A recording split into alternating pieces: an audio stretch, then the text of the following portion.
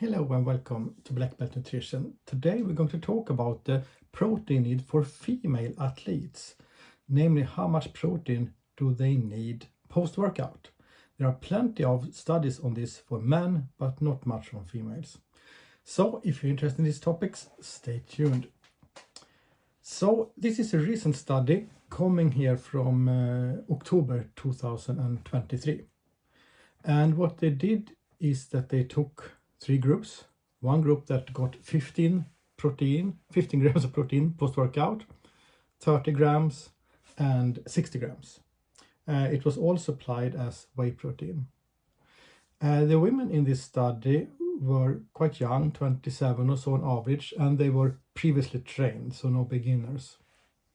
We know since before that for men, particularly in the younger age group, 20 to 30, somewhere between 20 and 40 grams seems to be the optimal. For elderly men, let's say 60, 70 years old or so, the protein needs seems to go up, that you need more protein post-workout. So how does that compare to the women in this study? Because there are not many comparisons done before. And they matched this by looking at the muscle protein synthesis post-workout and followed this for 24 hours. And what they saw were that 15 grams didn't really do much. 30 grams did increase the post-workout muscle protein synthesis. 60 gram did as well. So 30 and 60 gram had effect. There were no statistically significant different effect between 30 and 60 grams, but there were a significant difference between 15 and 30 and 60 grams. So I think that indicates that the protein needs for females are very similar, if not identical, to men, because 20 to 40 grams have been established for men in quite many studies. And here we can see that 15 was not really enough. So that means the limit lay somewhere between 15 and 30. One interesting thing here is that all women were eating quite plenty of protein, because sometimes in these studies the individuals eat the daily amount of protein might be quite low, so when they take protein post-workout, it's difficult to know, is it the protein post-workout or is it just that the daily amount goes up?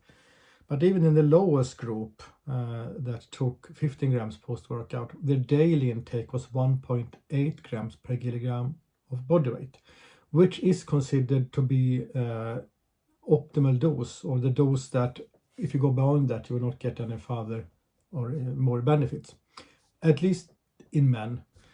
But I would be kind of surprised if women will need more protein than men, but once again it's not that well studied, to be honest.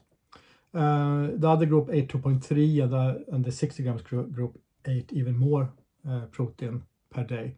So no one was deficient in protein, or low in protein today. Deficient, the RDI values are much lower. They're 0.6 or 0.7 grams per kilograms of body weight. But we know for athletes, and if you're working out, you need more to have the best response to your training, basically. One thing that was also interesting in this study is that even though it was no statistically significant difference between 60 and 30 grams, if you look at the non-statistical differences, the muscle protein synthesis were lower at 60 grams compared to 30 grams. And this is consistent with what have been seen in other studies. Now the question is if this is that it's single bolus dose, if that was the difference, or if it was that they really were eating the daily amount of protein were much higher in the group that took 60 grams. It could be one or the other, or perhaps both.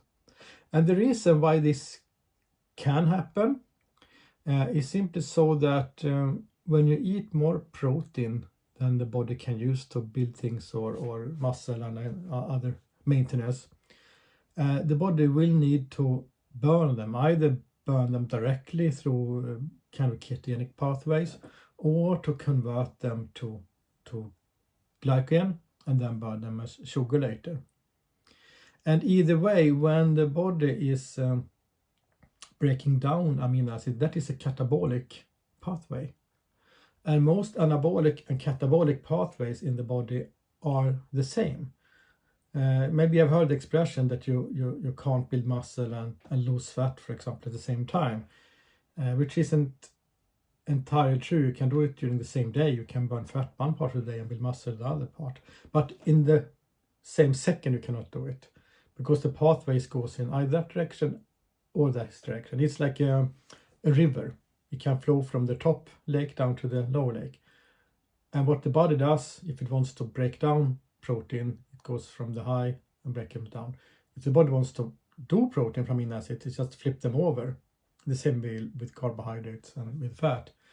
So the pathway for anabolism and catabolism is almost the same. There are maybe 1 or 2 steps different that it regulates as well. But otherwise, it's used the same pathways. The same enzymes, the same molecules goes in this direction or that direction, meaning they can't go in both directions at the same time. Just as you can't have water going down and up at the same time, you have to decide which one you do. And this probably is what is interfering when you eat too much protein, and the body then needs to catabolize those amino acids that it can't use for anything else. And then it has to start a catabolic process at the same time as you try to do an anabolic by building up muscle. So that is, at least from my point of view as a biochemist, the likely explanation. And the author in this article are kind of alluding to this, but I don't think they are biochemists, because they don't really go into the details why it would be like this, but they are kind of on that track at least.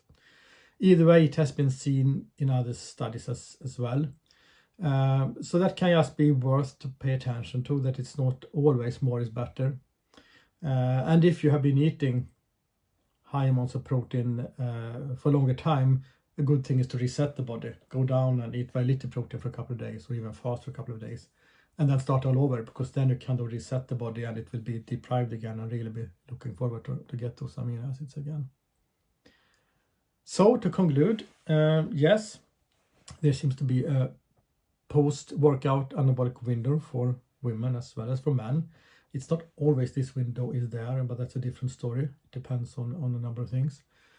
And it seems to be very similar between men and women. And the amount of protein needed seems to also to be very similar, if not identical. And 30 grams is a good dose, at least for young, well-trained females, just as we also know it is for young, well-trained men. So thank you for listening in. If you want more content, please like, subscribe, and comment and ask questions also if you have any. Thanks. See you next time.